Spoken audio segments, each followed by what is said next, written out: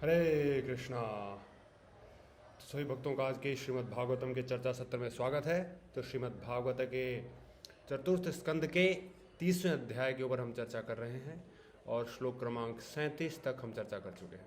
आज हम 38वें श्लोक से देखेंगे। तो पिछले सत्र में हमने देखा कि किस प्रकार जो प्रचिता हैं वो भगवान की बहुत ही सुंदर प्रार्थनाएं अर्पण कर रहे हैं भगवान को।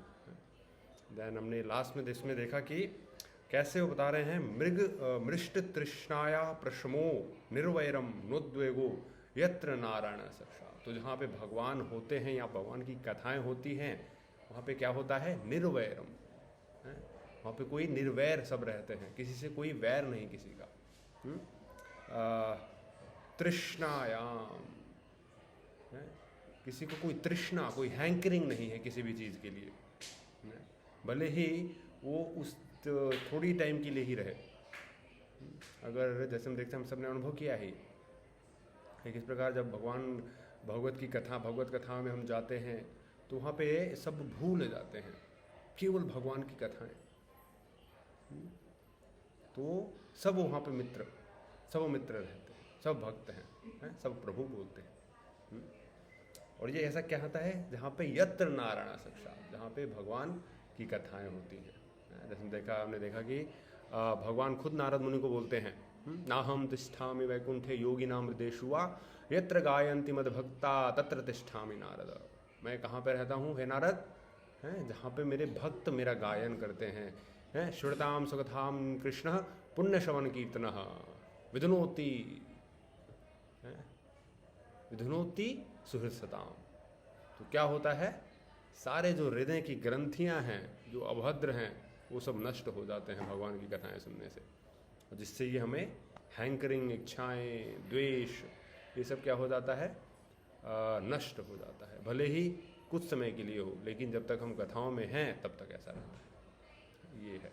देन हमने देखा किस प्रकार जो भगवान के भक्त हैं वो क्या करते हैं? वो प्रचार करने में लगे रहते हैं भगवान के नामों का। गोष्ठानंदी, भजनानंदी, प्रभु जी ने बताया था सुंदर तरीके से।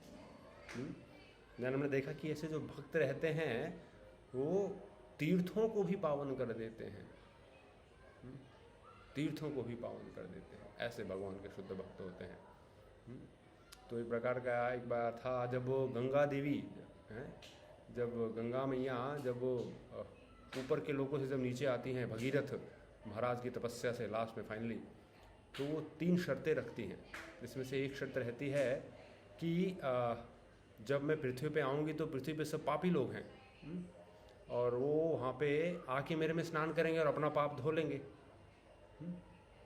तो वो जो सारे पाप जो एक्यूमुलेट होंगे मेरे अंदर, तो मेरे पाप कैसे खत्म होंगे?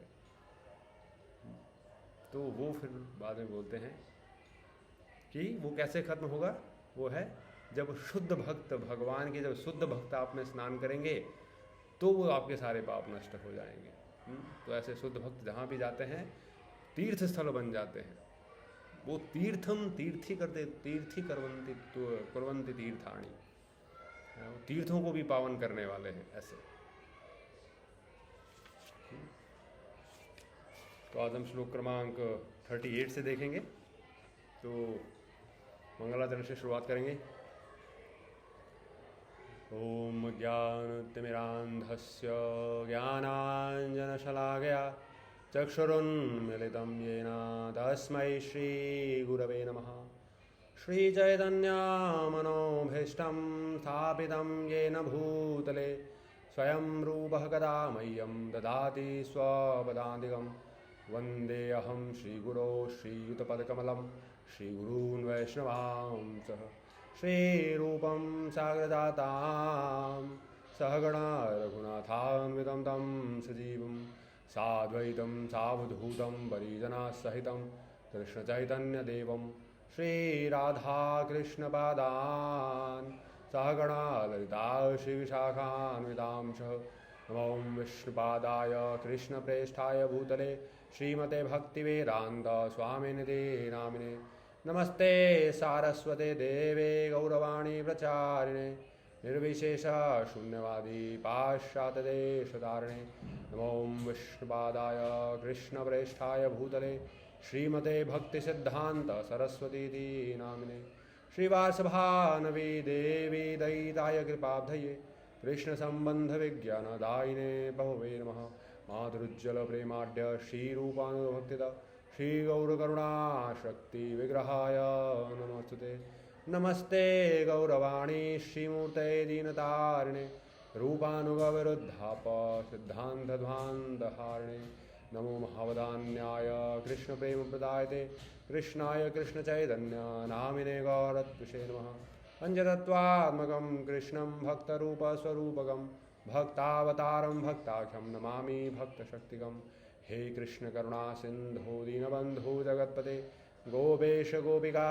कान्त राधा कान्त नमस्ते तप्त काञ्चन गौरांगी श्रीराधे वृन्दावनेश्वरी वृषभानुसुते देवी प्रणमामि हरिप्रिये जय श्री कृष्ण चैतन्य प्रभु नित्यानंद श्री अद्वैत गदाधर श्रीवासादि गौर भक्तवृंद हरे कृष्णा कृष्ण कृष्ण हरे हरे हरे राम राम राम हरे हरे मूकं करोति वाचालं पंगुं लंघायते गिरिं यत्कृपातमहं वन्दे श्रीगुरुदीनतारिणीम्।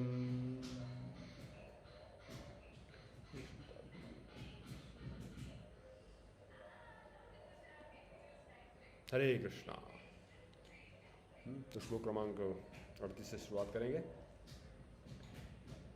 वयं तु साक्षात् भगवन् भवस्य प्रियस्य सख्योषणसङ्गमेन सुदिष्कितस्य भवस्य मृत्योर्विषक्तं त्वाद्य गतिं गता स्मः।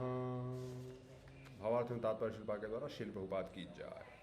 हे भगवान, हम भाग्यशाली हैं कि आपके अत्यंत प्रिय तथा अभिन्न मित्र शिवजी की क्षण मात्र की संगति से हम आपको प्राप्त कर सके। आप इस संसार के असाध्य रोग का उपचार करने में सर्वसमर्थ सर्वश्रेष्ठ वैद्य हैं। हमारा सौभाग्य था कि हमें आपके चरण कमलों का आश्रय प्राप्त हो सका। यहाँ पे प्रचेतागण बोल रहे हैं कि हमारा बहुत ही बड़ा सौभाग्य है कि आपके चरण कमलों का आश्रय प्राप्त हो सका। और इसका श्रेय किसको दे रहे हैं? वो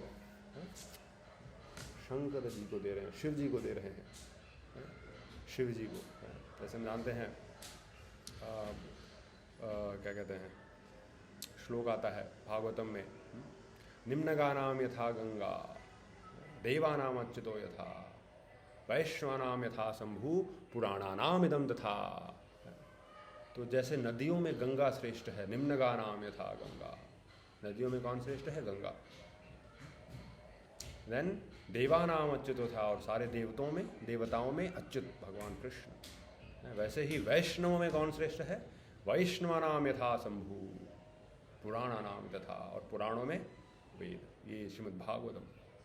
तो यहाँ पे भगवान जो क्या कहते हैं, शिव जी की महत्ता को बताया गया है कि शिव जी कितने महान भक्त हैं भगवान के, महान वैष्णव हैं वो, जिनके कारण क्या हुआ, ये प्रचेतागण भगवान का आश्रय ले सके, भगवान की तपस्या कर सके, भगवान को प्रसन्न कर पाए शिव जी के संग के कारण। तो वही बोल रहे हैं कि शिव जी की क्षण मात्र की संगति से हम आपको प्राप्त कर सके हैं। लव मात्र साधु संग लव सर्वशास्त्र को लव मात्र साधु संग सर्व सिद्धि होए। लव मात्र क्या है? एक ये पलक झपकने का समय, जैसे पलक झपकती है वो समय लव मात्र। तो इतना समय भी अगर भक्तों का, शुद्ध भक्त का संग हो गया तो क्या हो सकता है? सर्व सिद्धि होए, सर्व सिद्धि प्राप्त हो सकती है, यानी भगवत प्राप्ति हो सकती है।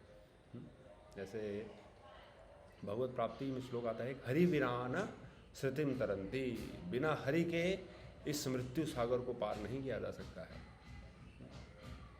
बिना हरि यानी भगवान कृष्ण ही हैं जो इस मृत्यु सागर से पार करवा सकते हैं, और कोई नहीं पार करवा सकता है।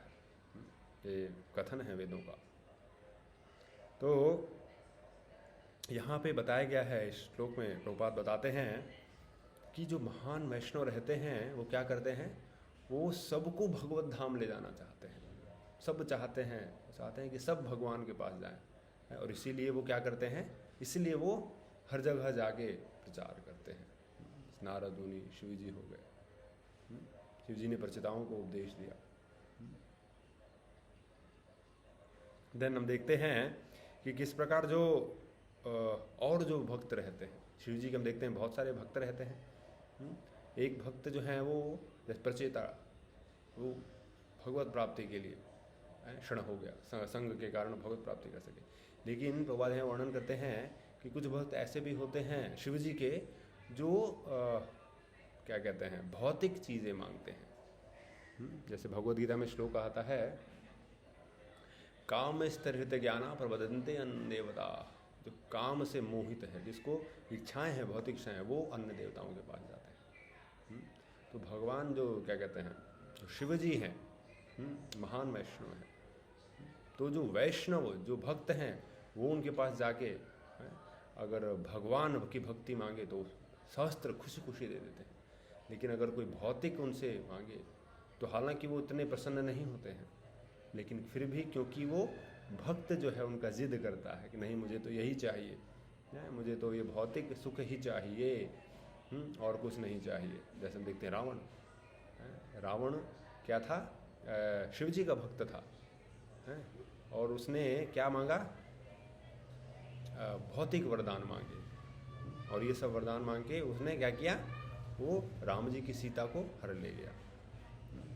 तो ये जो भौतिक भक्त हैं शिव जी के, इनको एक्चुअली भौतिक इच्छाओं से प्रेरित रहते हैं, लेकिन वो नकल करते हैं शिव जी की।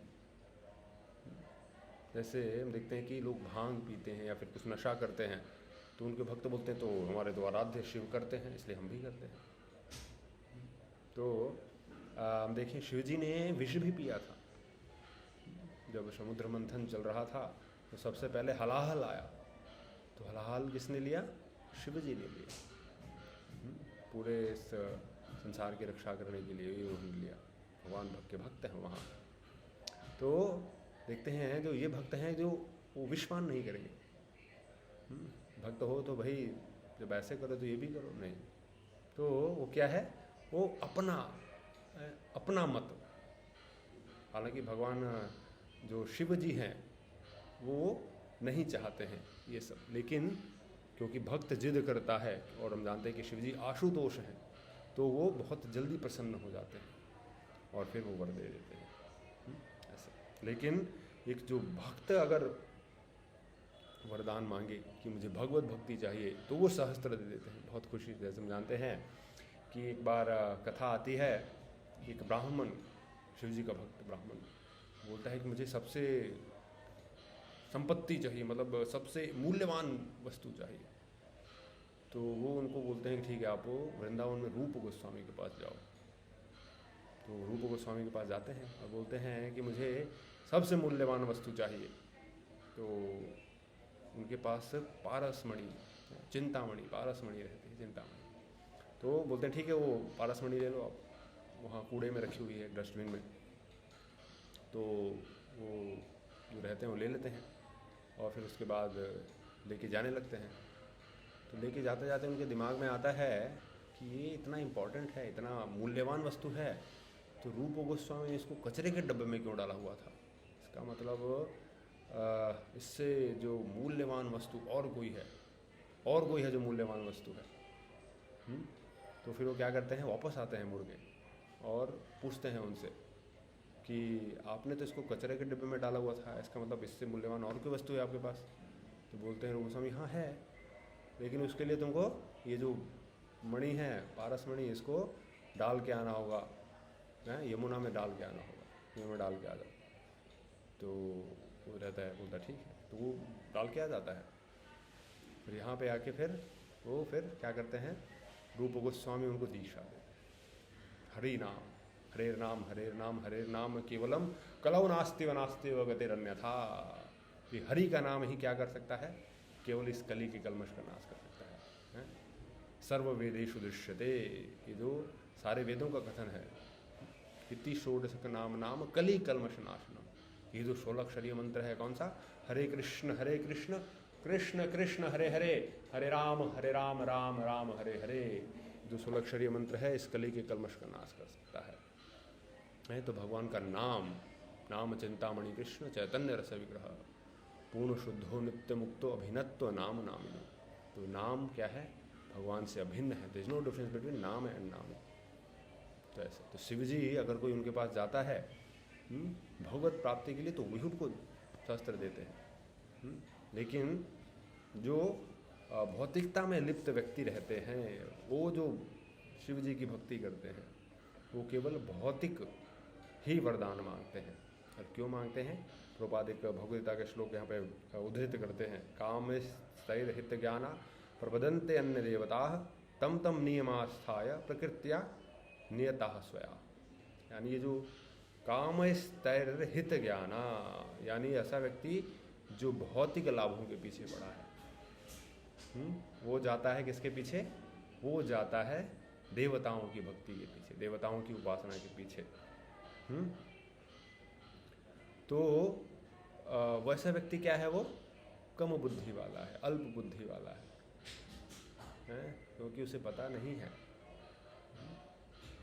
कि जो जीवन का असली उद्देश्य है वो ये भौतिक इच्छाओं में या भौतिक भोगों को प्राप्त करना नहीं है, वो क्या है? भक्ति करना है। अथा तो ब्रह्म जिज्ञासा, वो केवल ब्रह्म के विषय में जिज्ञासा करना ही इस मनुष्य जीवन का मेन लक्ष्य होना चाहिए। और ये जिसका लक्ष्य है वो सही में बुद्धिमान व्यक्ति है। इसके अलावा जो भी भौतिक भोगों के पीछे पड़ा हुआ है, क्या बोलते हैं भगवद्गीता में? काम स्थैर्हित ज्ञान। वो क्या है? अल्प बुद्धि वाला है। काम से, इच्छाओं से वो क्या हो गया है? दुर्बल हो गया है, उसके पीछे पड़ा हुआ है। तो यहाँ पे प्रभुपाद एक एक लाइन कोट करते हैं, कभी कभी शिव जी को भगवान से भिन्न बताया गया है। तो देखते हैं लास्ट क्लास कक्षा में श्यामसी प्रभु ने भी बताया था। क्या बताया था? कि यस्तु नारायणम देव ब्रह्मा रुद्रादि देवते समत्वेनैव वीक्षेत असो पाषंडी भवेत उद्धरम। यानी जो शिव जी को और विष्णु को एक समान स्तर पे मानता है वो क्या हो जाता है? वो पाषंडी है, पाषंडी की कोटि में आता है। लेकिन कभी कभी बताया जाता है, वो क्यों बताया जाता है? क्योंकि विचारधारा समान है। विचारधारा यानी भगवत प्राप्ति। भगवान शिव जो क्या कहते हैं, शिव जी जो हैं वो भी अपने भक्तों को भगवत धाम भेजना चाहते हैं। और जो भगवान विष्णु हैं वो भी चाहते हैं कि सब लोग मेरे धाम आए। तो ये विचारधारा हम देखें तो सही भगवत प्राप्ति। लेकिन फिर भी क्या है? एकले ईश्वर कृष्ण आर संभृत्य। एकले ईश्वर कृष्ण, केवल एक ही ईश्वर है। वो कौन है? कृष्ण। और बाकी सब क्या है? भृत्य, बाकी सब दास हैं। और स्वयं शिव जी भी कभी अपने आप को, हम वेदों में कहीं नहीं देखेंगे कि शिव जी अपने आप को महान बोल रहे हैं। वो ये नहीं बोलते कि मैं विष्णु से ऊपर हूँ।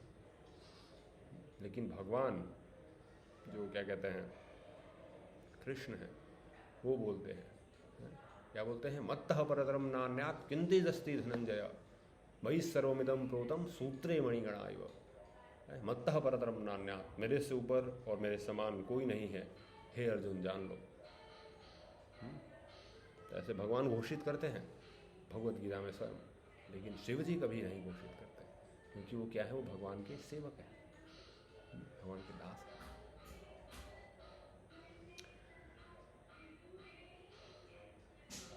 तो जो शिव जी और भगवान विष्णु को या कृष्ण को एक समान मानता है वो क्या है? वो अपराधी है, अपराध करता है। जैसे नाम अपराध में पढ़ते हैं, शिव ब्रह्मा आदि जैसे देवों को भगवान नाम के समान समझना, ये अपराध है। और ऐसा करने से क्या होता है? भक्ति के प्रति हमारी रुचि खत्म होती जाती है। ऐसे तो हमें अपराधों से बचना चाहिए। जैसे हमने पढ़ते हैं अपने नाम अपराधों की सूची में लास्ट में कि अगर सही से भगवान की भक्ति करनी है तो मनुष्य को चाहिए इन 10 प्रकार के अपराधों से सदा बच कर रहे, ताकि श्री कृष्ण के चरण कमलों में प्रेम शीघ्र अतिशीघ्र प्राप्त हो। तो जब अपराधों से हम बचेंगे तभी कृष्ण की भक्ति प्राप्त हो सकती है और कृष्ण प्रेम प्राप्त हो सकता है। ऐसा तो श्लोक क्रमांक नेक्स्ट आ जाते हैं। श्लोक क्रमांक 39 एंड 40। यन्नः स्वधीतं गुरवः प्रसादिता विप्राश्य विध्राश्य सदा अनुवृत्तया आर्यानताः सुहृदो भ्रातरश्च सर्वाणि भूतानि अनसूयैव यन्नः सुतप्तं तपयेत एतदीश निरन्धसां कालं दभ्रमप्सु सर्वं तदेतत् पुरुषस्य भूम्नो ऋणीमहे ते परितोषणाय। बहुत बहुत इंपॉर्टेंट श्लोक है। जो सार है वो हमको इस श्लोक से प्राप्त हो सकता है। वो क्या है? बोलते हैं प्रचेता भावार्थ एवं तात्पर्य श्रीपाद के द्वारा। श्रील प्रभुपाद की जय। हे भगवान, हमने वेदों का अध्ययन किया है, गुरु बनाया है और ब्राह्मणों तथा भक्तों तथा आध्यात्मिक दृष्टि से अत्यधिक उन्नत वरिष्ठ पुरुषों को सम्मान प्रदान किया है। हमने अपने किसी भी भाई मित्र या अन्य किसी से ईर्ष्या नहीं की। हमने जल के भीतर रहकर कठिन तपस्या भी की है, दीर्घ काल तक भोजन ग्रहण नहीं किया। हमारी ये सारी आध्यात्मिक संपदाएं आपको प्रसन्न करने के लिए सादर समर्पित हैं। हम आपसे केवल यही वर मांगते हैं, अन्य कुछ भी नहीं। हम देखते हैं इसमें जो प्रचेतागण हैं, अपनी जितने भी इन्होंने तपस्याएं की हैं, जितने भी इन्होंने ऑस्टेरिटीज़ की हैं, कठिन ये जो पानी में खड़े रहकर भूखे रहकर ये जो भगवान की तपस्याएं की, इन सबका फल किसको दे रहे हैं? वो भगवान विष्णु को समर्पित कर रहे हैं। और यही लक्ष्य होना चाहिए। समसिद्धिर हरि तोषणम, केवल हरि की प्रसन्नता के लिए कार्य होना चाहिए। अगर हम हरि की प्रसन्नता के लिए कार्य करें तो हम क्या होगा? इस कर्म बंधन से मुक्त हो सकते हैं। तो भगवान भगवत में बताते हैं, वेदैश्च सर्वैरहम एव विद्यः वेदांत कृत वेद विद चाहम। तो सारे वेदों के द्वारा जानने योग्य क्या वस्तु क्या है? वो भगवान है। भगवान स्वयं बोलते हैं, वेदैश्च सर्वैरहम एव विद्यः, वेदांत कृत, वेद का रचना करने वाला मैं हूँ, वेद विद चाहम, वेदांतों का रचयिता मैं हूँ। और उसको जानने योग्य वस्तु कौन है? वो स्वयं भगवान है। ऐसा भगवान बताते हैं। तो हम देखते हैं ये जो प्रचेता गण है, एक जो भक्त रहता है वो किस लिए कार्य करता है? वो भगवान की प्रसन्नता के लिए कार्य करता है। वो अपने लिए कुछ नहीं करता है। और ये शुद्ध भक्त के गुण हैं कि वो जो कुछ भी कार्य करता है वो सब भगवान के लिए, उसका मेन केंद्र बिंदु भगवान रहते हैं। लेकिन जो भौतिकता में लिप्त व्यक्ति रहता है उसका स्वकेंद्र खुद रहता है, खुद के लिए कार्य करता है। लेकिन एक जो भक्त है भगवान की प्रसन्नता के लिए कार्य करता है, इसलिए वो क्या है? भगवान को बहुत प्रिय होता है। भगवान भगवत में बताते हैं कि ऐसा भक्त जो हमेशा मुझे देखता है, मैं उसको हमेशा देखता हूँ, उसके हृदय में मैं हूँ और मेरे हृदय में वो हूँ। तो ये जो प्रचेतागण हैं, इन्होंने बहुत सारी कठिन तपस्या की, लेकिन किस लिए किया? भौतिक लाभ के लिए नहीं किया। वो इसका सब का फल किसको अर्पित कर रहे हैं? भगवान विष्णु को। बोल रहे हैं ये सब हमने आपकी प्रसन्नता के लिए किया है, ये सब आपको अर्पण है। तो एक भक्त है वो सारे कार्यों का फल भगवान को अर्पण करता है, निष्काम। केवल कोई हेतु नहीं है, अहेतु की अप्रतिहता ये आत्मा प्रसीदति है। जो भक्त रहता है वो क्या करता है? वो केवल भगवान की प्रसन्नता के लिए कार्य करता है, भक्ति करता है। और वो कैसी भक्ति होती है? अहेतु की, कोई हेतु नहीं होता उसमें, अप्रतिहता, कोई रुकावट नहीं होती उसमें, बिना किसी रुकावट के होती है। कंटिन्यू नित्यम भागवत सेवया, नित्य भागवत श्रवण। तो जो भी वो कार्य करता है नित्य, कंटिन्यू, कोई ब्रेक नहीं होता उसमें। ऐसे तो यहाँ पे प्रभुपाद एक लाइन लिखते हैं, बहुत इंपॉर्टेंट लाइन। यह श्लोक वैदिक सभ्यता का पूर्ण चित्र प्रस्तुत करता है। जो लोग भक्त बनने का अभ्यास कर रहे हो, उन्होंने केवल भगवान के प्रति आभारी होना चाहिए, अपितु ज्ञान में जो वरिष्ठ हैं, जो आर्य हैं तथा भगवान के वास्तविक भक्त हैं, उनका भी सम्मान करना चाहिए। बहुत इम्पोर्टेंट है कि जो भक्त बनने का प्रयास कर रहे हैं, हम जैसे कि हम हैं, हम भक्त बनने का प्रयास कर रहे हैं, हम भक्त हैं नहीं, हम भक्त बनने के लाइन में लगे हुए हैं। ऐसे भक्त बनने के प्रोसेस में हम उस प्रोसेस से गुजर रहे हैं। तो क्या करना चाहिए? उसको केवल भगवान के प्रति आभारी होना चाहिए। और ऐसा नहीं कि केवल भगवान के प्रति आभारी है, उनके भक्तों के प्रति भी आभार व्यक्त करना चाहिए, क्योंकि भक्तों की वजह से ही हम भगवान को जान पा रहे हैं, है कि नहीं? तो हम भक्ति में लेके आए, कोई भक्त ही हमें भक्ति में लेके आए। जैसे गुरु जी बता रहे थे कि ऐसे हमें से विरला ही कोई होगा जो भगवान की खोज करते करते अंतर्राष्ट्रीय कृष्ण भावनामृत संघ में आए। कोई हो सकता है, लेकिन अधिकतर व्यक्ति, खासकर तो मैं, कैसे भक्ति में लाए गए हैं ज़बरदस्ती। चलिए आइए, अब बहुत अच्छा प्रोग्राम होता है, कथा होती है, सुंदर प्रसाद होता है, अधिकतर व्यक्तियों के साथ होता है। जैसे हमने एक प्रवचन में हमने सुना था कि एक बार क्या कहते हैं, चौपाटी मंदिर में एक जो व्यक्ति आते थे कथा के लिए, सुनने के लिए, तो वो बस इसलिए आते थे कि प्रसाद बहुत सुंदर मिलता था, खिचड़ी संडे। तो वो कब पहुंचते थे? वो जस्ट पहुंचते थे जब लास्ट वाला महाप्रसादे गोविंदे चल रहा होता था, भगवतः प्रसादम की जय, ये जब हो जय होता था तब वो पहुंचते थे, और फिर प्रसाद लेके वो आ जाते थे। तो ऐसा करते करते 3 साल हो गए। तो प्रसाद लेते लेते तुम देखिए, प्रसाद में बहुत शक्ति है। तो एक बार उनके मन में है कि मैं इतने दिन से प्रसाद ले रहा हूँ, तो सुन लेता हूँ क्या बोलते हैं ये लोग, थोड़ा देखिए, थोड़ा श्रवण कर लेता हूँ। तो वो श्रवण कर उस दिन पहले चले गए, और श्रवण करते का असर ये हुआ कि वो जो व्यक्ति हैं वो बाद में ब्रह्मचारी बन गए, और उनको किचन में सेवा मिली खिचड़ी बनाने की। ऐसे है, तो देखिए कितना सुंदर है। तो क्या होता है, जो भक्तों के संग से, और प्रसाद जानते हैं बहुत महत्वपूर्ण है, जैसे कि हमने कथा सुनी। तो भक्तों के संग में जब रहते हैं तो बहुत आनंद आता है, बहुत उत्साह होता है। तो हम भक्ति में कैसे जुड़ते हैं? भक्तों के द्वारा जुड़ते हैं। तो इसलिए भक्तों को क्या कहते हैं, सम्मान देना चाहिए। जो हम प्रभु बोलते हैं वो केवल जिह्वा से नहीं, वो हृदय से आना चाहिए। ऐसे तो जब हम सम्मान देंगे तब जाके वो क्या है, सही में हम अच्छे से भक्ति कर सकते हैं। वही बात बोल रहे हैं यहाँ पे कि जो लोग भगवत भक्त बनने का अभ्यास कर रहे हैं, उन्होंने केवल भगवान के प्रति आभारी होना चाहिए, अपितु ज्ञान में जो वरिष्ठ हैं, जो आर्य हैं तथा भगवान के वास्तविक भक्त हैं, उनका भी सम्मान करना चाहिए। भगवान और भगवान के भक्त दोनों का सम्मान करना चाहिए।